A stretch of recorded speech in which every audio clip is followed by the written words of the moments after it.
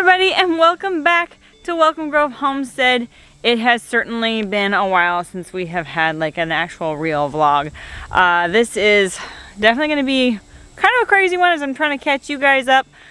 I think that the best way to do this is that we're not going to be able to do absolutely everything, catch you guys up on absolutely everything. So I think just kind of as we go, I'll just have to fill in some gaps for you guys, because we have had losses, we have had butcherings happen, we've had new acquisitions. Like, there's just a lot of stuff has happened this summer, and I think the best way to do it is that we're just going to dive on in. So today's project for me is that our sheep need to move. Our ewes with their lambs, they need to move because they have been next to the driveway now for, I don't even remember, it's been a little while, but they're running out of grazing, and we have a spot that we want to put them on.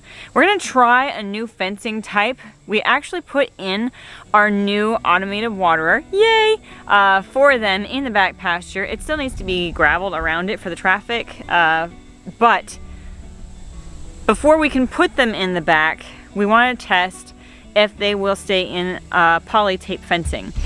The problem is that with the poly wire, our lambs have been just slipping out. Like, I don't know if they're not getting shocked or if they're just taking getting shocked or what.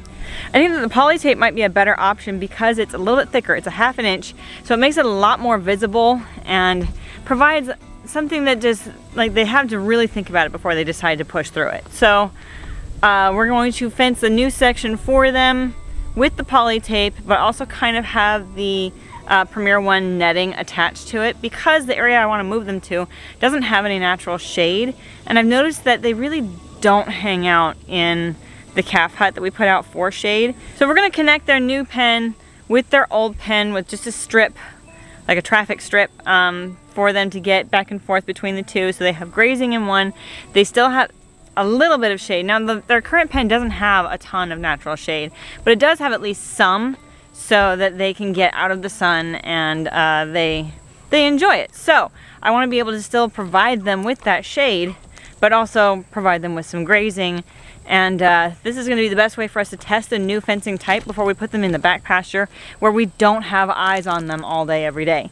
So it's exciting, things are moving, but we got to do this first. You can see pretty much a straight line here. They've been making their way through it. And see, there's a few strips of natural shade. They like to hang out in the shade. So we're gonna move this. See all that tall grass out there by that compost pile? This is all over by our garden back there. That is going to be their new space. They're gonna help eat down some of that crazy stuff. And hopefully this will be a good move for them. Hi, Herky Turkey. Hello, Hercules. Hi, buddy. Hello. Yeah, you don't like the fence. This is about as close as he'll get to the fence. Uh-oh. They think I got something. I don't have anything for you. Hello, Ruth. So as a refresher, we've got Ruth, Leah, Naomi, Rachel. This one here is Leah's lamb, Hannah. That's Naomi's lamb, Deborah. And that is Rachel's lamb, Zipporah, or Zippy. Alright, so now I'm going to go collect up some step-in posts and the side-by-side and our poly tape, and we're going to go fence in that new space for the sheep to make them oh so happy.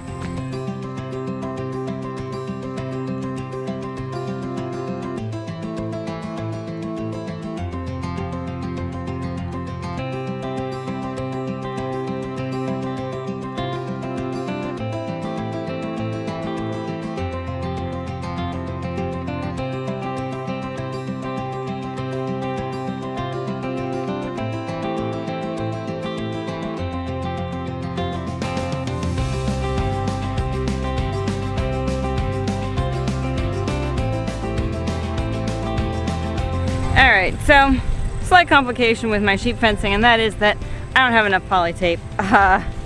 I didn't know how far I was gonna get because I had a partial roll from when we just recently did the pigs, which we can pop over and go take a look at. But I don't have enough poly tape to do this job right now, so I'm gonna have to go to the store and get more poly tape. I don't currently have an available vehicle. The only car that is here right now is my truck, and that currently has a big trailer hooked up to it and it needs to be moved. So I've got other things I can work on right now. So first, let's go show you guys the pigs.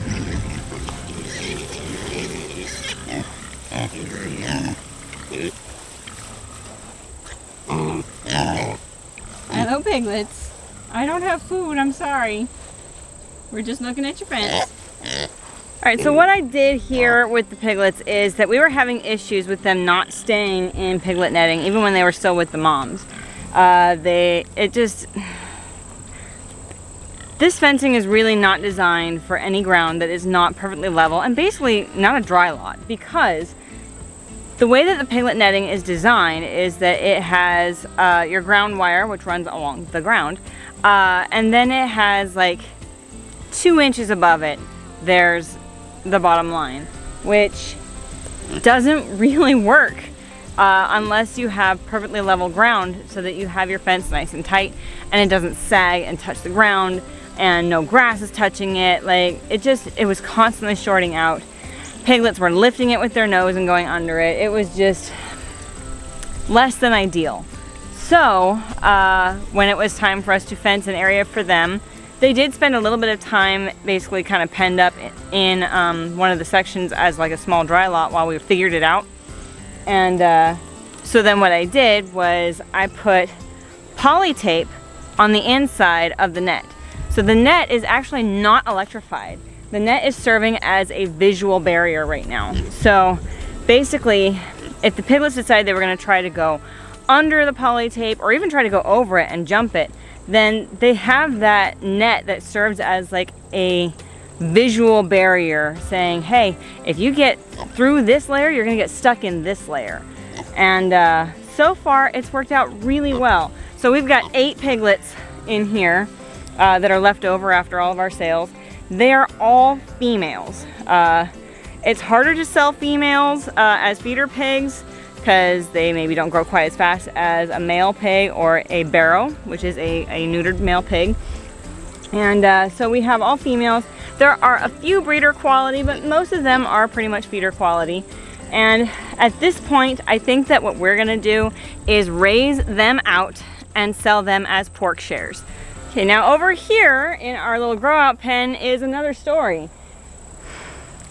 You might see those little pigs back there. Those are surprise piglets.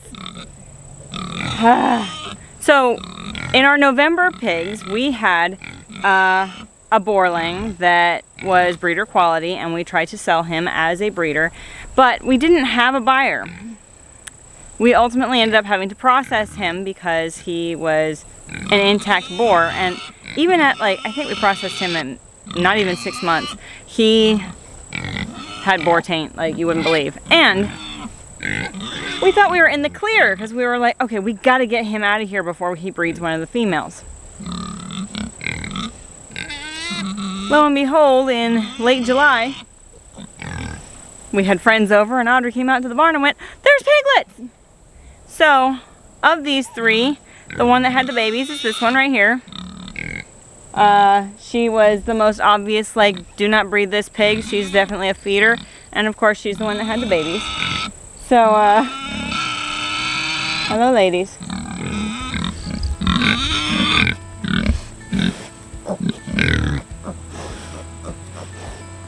There are 3 boys and a girl.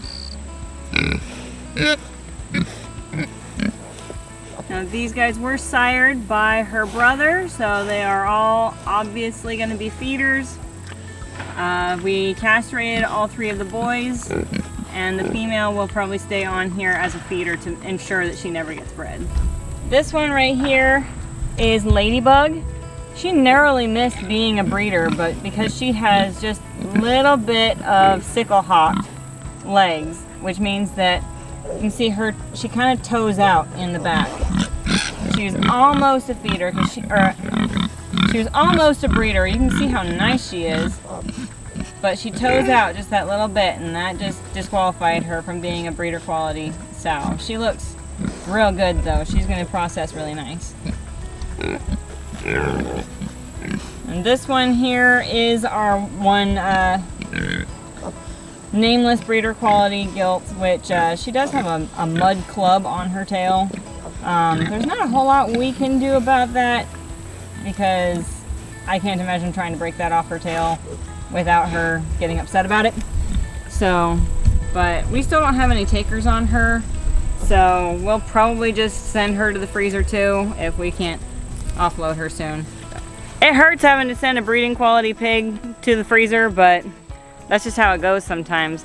Even one of our breeding sows, Rosemary, we have decided that we are going to cut her from our breeding program because we really don't need 3 sows. And she's already so closely related to Saffron. They're littermate sisters. In general, it seems like she makes slightly lesser quality piglets. So I think that she's just better off either somewhere else or in the freezer. We have been trying to sell her, but not really any takers, so she's got a handful of weeks left before we decide to just put her in the freezer. Now you may be wondering why we have switched over to poly tape versus poly wire. The reason for that is that our poly wire was starting to wear out.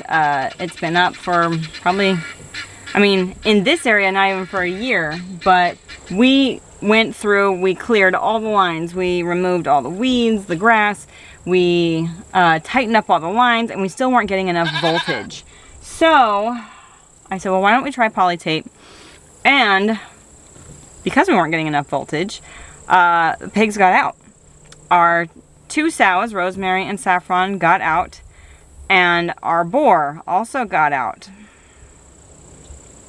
We were not planning on fall piglets, but we know that Saffron got bred when they got out. So, yay! We're gonna have November piglets. Alright, so I just got back from the store. I ran out and got some more poly tape, but it's milking time. So, we are going to go milk cows and go milk goats and get on from there. David is on his way home. He said that he might work on the sheep fence for me while I am out doing my milkmaid things. So I'm calling the cows. They don't seem to want to come in just yet. They'll work their way down.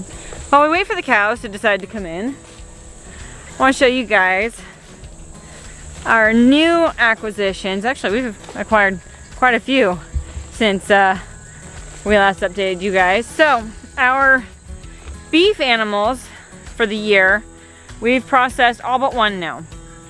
We have just rug left, but we did purchase some calves for next year and for the year after that. Now we got 3 calves just a few days ago. They're a little bit older than the other babies that we've gotten. They were already weaned, no bottles, no milk buckets. So much easier, but they did still have their boy bits. So we did go ahead and get them banded, and we threw them in with rug because even though they're not old enough for me to be super worried, I do have a young heifer in here, Miss Cosette, and I don't want any accidents to happen. So they are separated for the next 30 days just to make sure that their boy bits fall off. But they are 3 calves. We've got a Charolais calf, and we have a Brahman cross with an Angus, and we have a pure Angus. Now, I'm not sure how close they're gonna let me get because they are still a little nervous and new. All right, there they are. The Charolais is the light one. His name is Biscuit. That guy there and that guy there. That's the Angus and that's the Brahman. The Brahman, his name keeps going back and forth. Audrey wants to call him Gravy, but I feel like his name is Nacho. And then this guy, I haven't felt inspiration yet. Look at those two. So rude, not coming in. For the most part, my cows are very good and they come in. Except there's some days they just don't feel like it. And then I have to walk out and drag their butts in. I'm hoping I don't have to drag them today. So the cows still aren't coming in. So my method is not going to be to drag them in because I really don't feel like making 2 trips to drag 2 cows. I'm going to go with a bucket and see if I can get them to come in. They're kind of rebelling because we got a new cow out in the pasture, and so they're throwing hissy fits. So sometimes it's kind of like a crapshoot on if they're going to come in or not. All right, let's see if this works. Come on, girls. Let's go. Hi, Callie. Claire.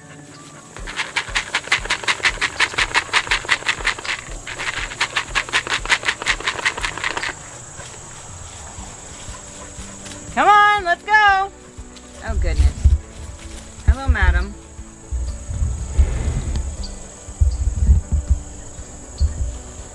Now you're not sure what to do because of the camera. And the dog. She wants to go chase the dog.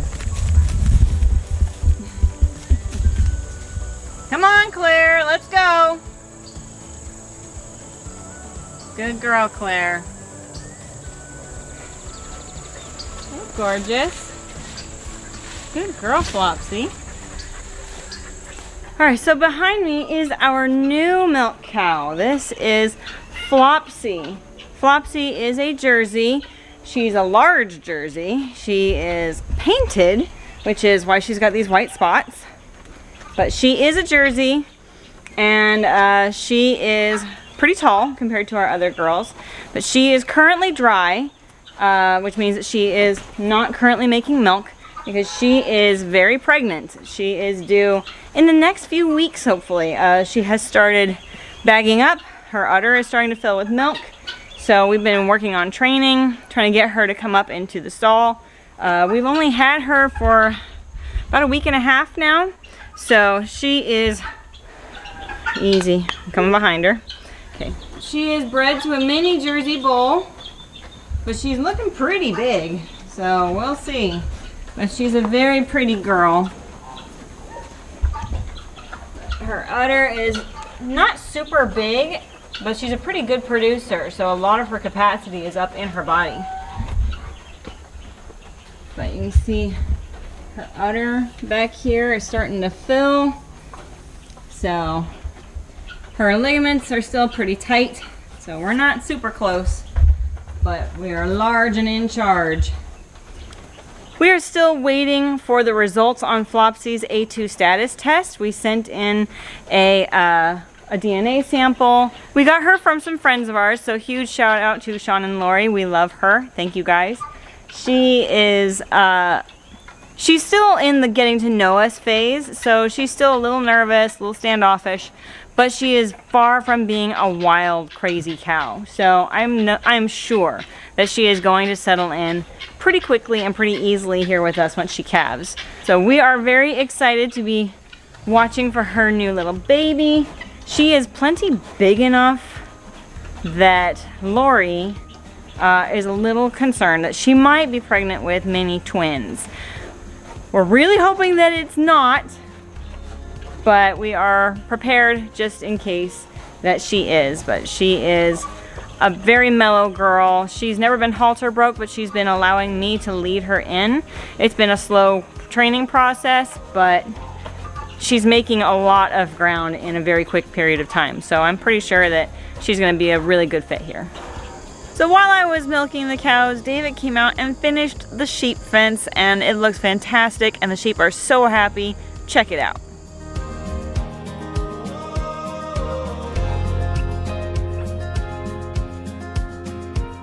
You all look so happy in there. Got some munches, huh? Some munchies for lunches. Hercules! Pup, pup! Where are you, buddy? There he is. What a good boy. Hi, buddy. Hi, bud. So this new sheep pen upgrade I think is doing fantastic. The sheep have really been enjoying the fact that there is still a strip of natural shade in this pen. So they've been able to still come over and ruminate when they're done grazing, and then, you know, they go back out. They go back and forth, so I think it's really worked out having them still have access to this previous pen.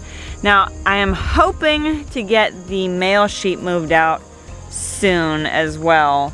Now, I don't want the ram in with the ewes yet because I would really rather not be lambing in January. So we are going to keep them separated for a little longer until we are ready for breeding them and having lambing season timed for us. Thank you so much for joining us on this one. As always, this is your country nerd with a goat herd saying that you can grow where you're planted.